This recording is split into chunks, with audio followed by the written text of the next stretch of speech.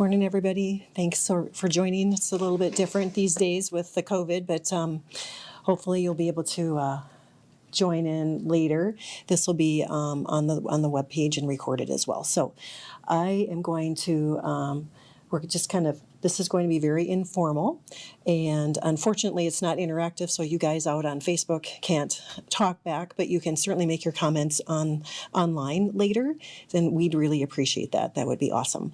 And for those of you in attendance, I would really love you to interject and, pipe up and be friendly and share your tales and your stories about Mom.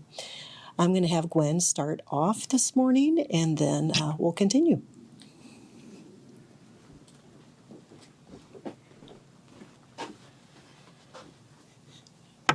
Well, Mom didn't want a funeral, but we needed closure, so we gave her one anyway. She's will always be in our hearts. Our favorite thing to do was go shopping and go out to eat. We had a blast. Her favorite place to shop was at Shopko. She was so disappointed that they closed. And of course, she always liked the linen and towel area where, I'm like, Mom, you don't need that stuff. Oh, but somebody can use it. She just loved going through clearance sales and all that fun stuff. And miss you, Mom, love you, and that's all I have to say. You want to go, Carol?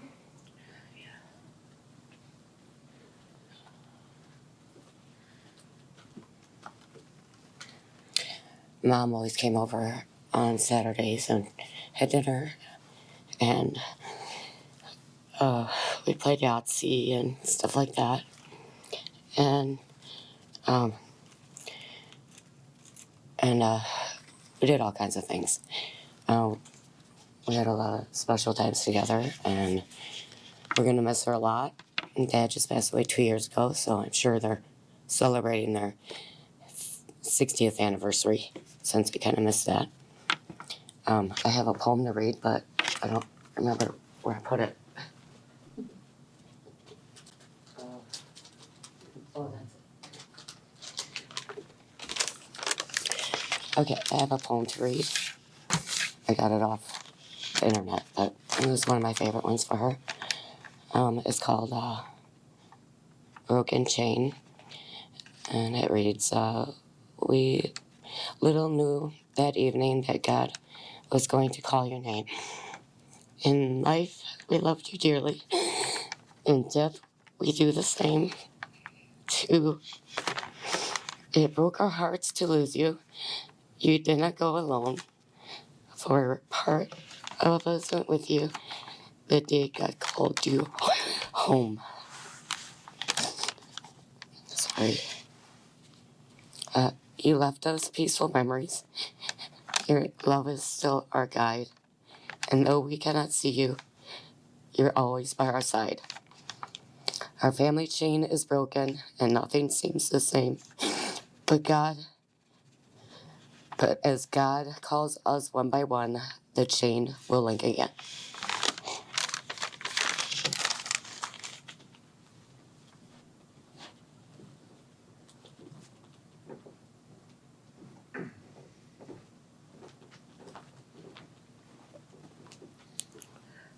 I've got a poem to read for Grandma, but some of my memories of Grandma would be her chasing us around the house as kids with the wooden spoon or the yardstick whenever we misbehaved. That was probably, I don't know, as grandkids, maybe one of our fondest memories of Grandma misbehaving and her going, I can't catch you, but I will get you with this yardstick. But here's a poem that I found, or my wife found. Grandma, your life was full of loving deeds, forever thoughtful of our special needs today and tomorrow. My whole life through I will always love and cherish you. There was magic in Grandma's touch and sunrise in her smile. There was love in everything she did to make our lives worthwhile. We found both hope and courage just by looking in her eyes. Her laughter was a source of joy. Her words were warm and wise.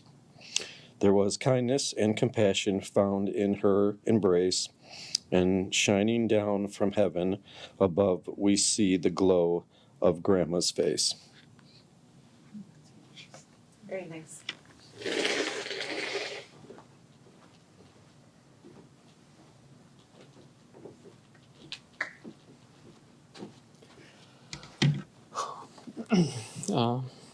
What can I say about Grandma? She loved her family very much. She loved spending time with everybody and catching up. I'm very grateful that Owen was able to meet and spend time with his great grandma and great grandpa. Not everyone gets that opportunity. She loved to have fun and didn't take crap from anyone. You always knew if you did something wrong, if she was around the corner waiting with a wooden spoon or a yardstick. I'm pretty sure she had a yardstick per grandchild, but only had the useful ones that had the names Kevin and DJ on them. All the other grandchildren's never really got into any other trouble. She had many passions, plants, bird watching, collecting clocks, reading, and placing paper towel under everything.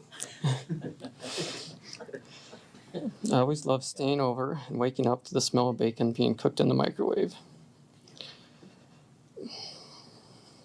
Looking back through all the years, I wouldn't have changed anything. She was the perfect grandma. I will forever be grateful for everything she did for her family. She had an amazing smile and will be greatly missed by many. We love and miss you, Grandma. Give Grandpa and Mama a big hug for me. Thanks, Brad. Love you, Brad.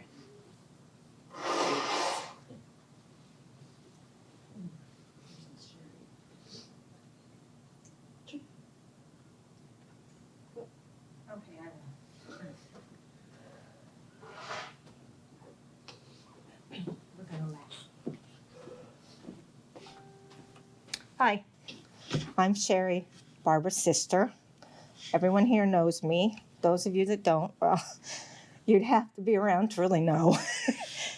I come up and visit a lot and stay there a lot. We always go on trips, do all sorts of things. We go up north to Door County, ride the boats, do things that she didn't like to do. But she was cool with it. She went along with it. We go out to eat a lot, go shopping a lot, and Carol and Gwen were usually along. So we'd sit at the table, and she'd be sitting there so sneaky, and she'd unravel her straw and blow it at you. A couple years ago, Lucille, one of her best friends, came up with me, and they had the best times of their lives. I mean, it's been a long time, so.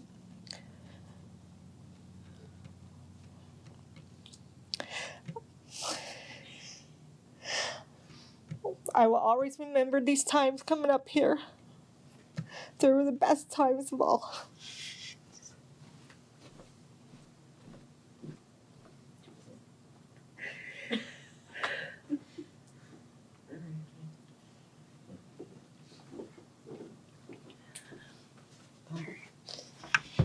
Well, my printer didn't work this morning, so I am here with the computer. Just take these off for a minute. So, Barbara Lou Ellen Adams Hankey. She was born September 18th, 1940, to George and Esther Hankey in Beatrice, Nebraska. It was a turbulent year in the world with the World War II ramping up. So, kind of turbulence everywhere at that time. She grew up with her brother Don and younger sister Jean Martinez and brother Terry and sister Sherry, who you just met. joined, Sherry and Terry joined Mom's family during her rebellious teens. So you can imagine, here she is, Grandma's pregnant, and she's her rebellious teens. She's like, what the heck's going on here? So, so she, so I'm sure there were rocky times, and I only heard a few of the stories of the family during this special time of her life. Growing up, you're only with your family those first 18, 20 years maybe, that you get to spend time with your brothers and sisters and make havoc and create, problems for your parents. So I'm sure that she was a little hellion. I did know she did have her best friend, Lucille Bergstresser, and both of them shared many memories and secrets that only friends could hold on to. Mom really looked forward to seeing Lucille and her face shine during the last conversation that she had a couple of weeks ago before she passed. I was so glad they could connect. She also kept in touch with June Morgan over the years. That was a little bit more difficult relationship because June had moved away from Beatrice, but they were able to connect every now and then. She met the love of her life, Bud Adams. Alman was his official name. He certainly swooned her and was the sexiest guy around, according to Mom. Dad was in the service, and there were difficult times, with us as he was out of town, and she and Dad had 3 of us at home at that time before moving to Madison, Wisconsin, where our sister Carol was born. She was passionate about her children, even though we probably gave her a lot of gray hair. And we ran her ragged. She and my dad enjoyed a few years traveling when we were younger. She really enjoyed going to London, England, and she loved the Cancun Islands and the Bahamas and the Hawaii, all those great places. We have a board here that shows all of those kind of fun places. It's pretty fun to see them in their younger years. You never think of your parents being young, but you could tell they were having a great time.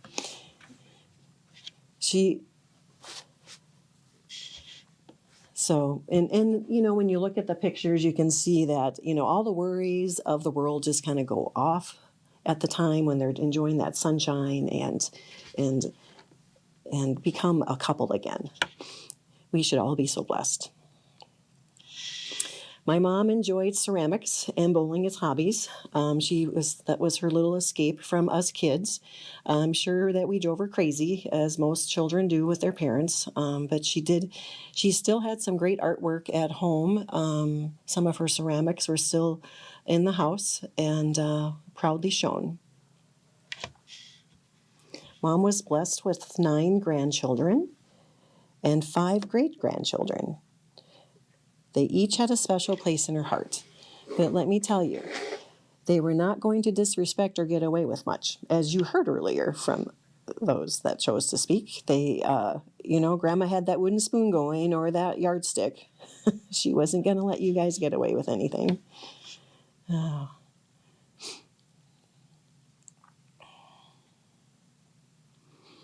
So, and to introduce the grandchildren, sorry, it's just kind of hard. I'm reading from here, but we have Kevin, who was the oldest born, and his wife Brianna and great-granddaughter Destiny, and they live in Watertown. And we have DJ Donald James Guess. I know Grandma was still kind of waiting for that special girl to capture his heart. DJ's from Stevens Point. Kayla Myers McKay is with her husband, Rod McKay, and children Addison and Wyatt, and they live in Manhattan, Montana, just outside of Bozeman. And we have Brad Adams and his wife, Colleen, and son Owen, and they live in DeForest. Cody Myers and wife Courtney, and they just had a son, Carter J., and he was born in October. He was the youngest of the great-grandkids, and Cody serves in the Air Force, and he's stationed at Abilene, Texas. Dylan Myers is the musician of the family, and finally getting his great start in his career and living in Spokane, Washington. Jeremy's in Oregon, Wisconsin, and he's the artist of the bunch.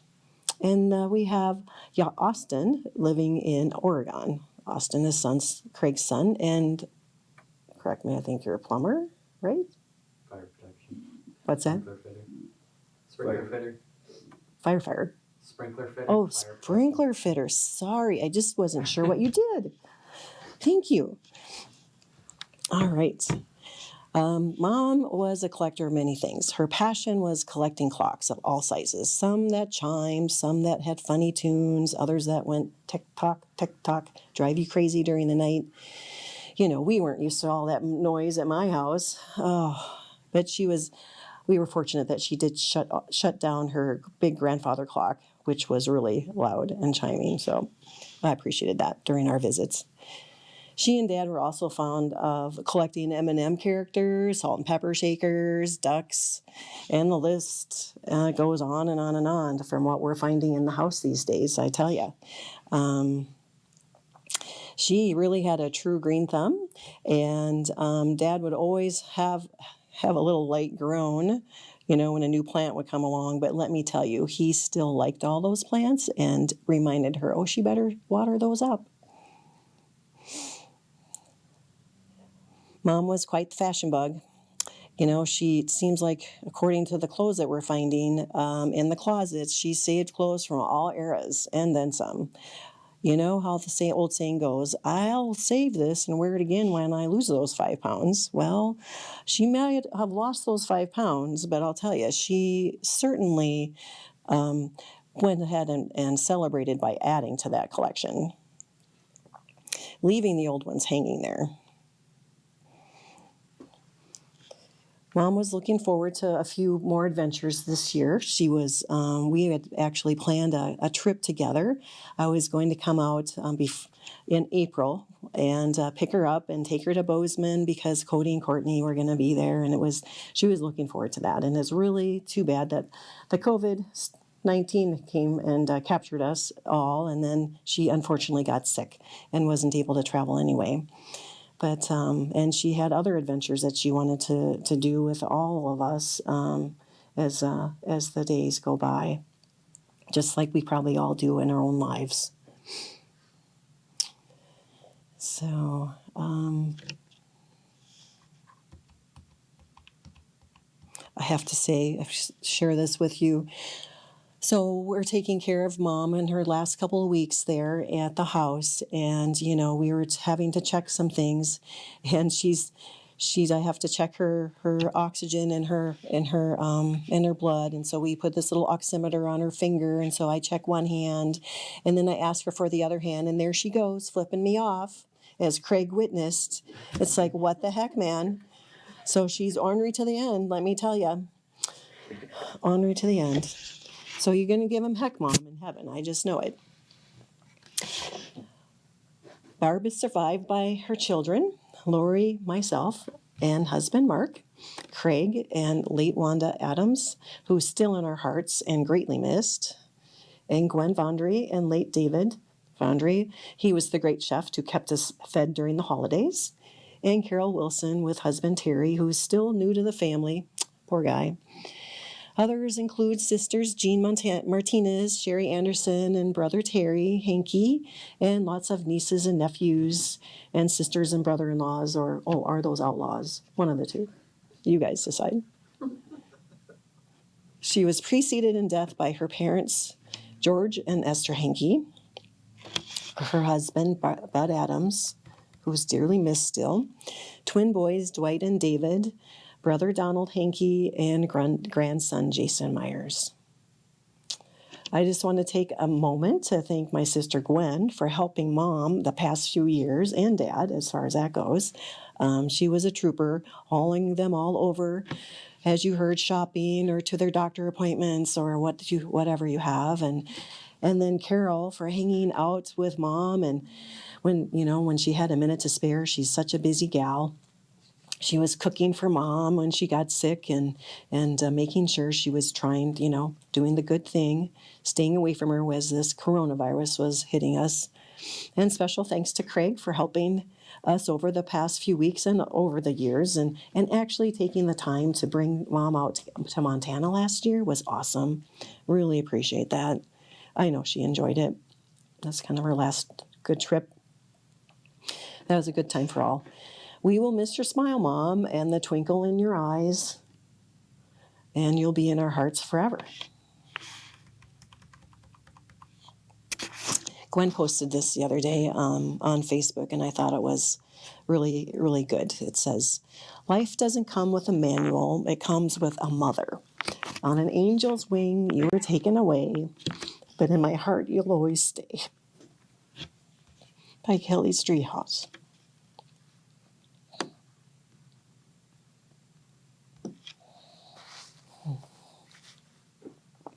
And then I have one more.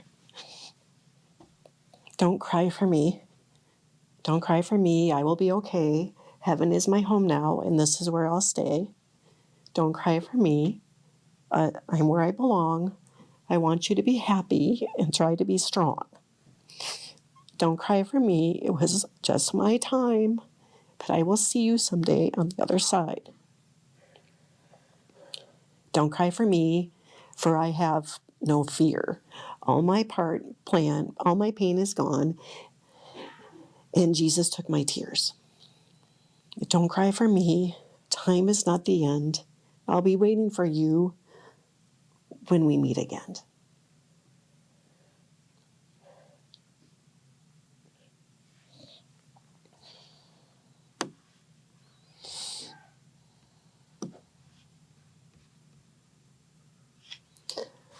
So, does anybody have some fun and loving, funny stories to share? So we can maybe wipe our tears away and have tears of joy? I know those wooden spoons are still hanging there. I found them in the drawer not too long ago. I want one. Oh yeah, I bet you she probably has about 9 of them. Oh dear. It's too bad she doesn't have a collection of the broken ones. Yeah, those broken ones. Yeah, I think a couple of her daughters probably took a kind of probably followed in her footsteps and had that wooden spoon in their house as well every now and then. Well, I know Carol should have used one of them on DJ years ago, so she wouldn't have to pop blood vessels in her hands. Yeah. So Popped a few, that's for sure. Yeah, I know. okay. Took a week to heal. Okay. Well, thanks everybody. If anybody has anything else to share, please come up.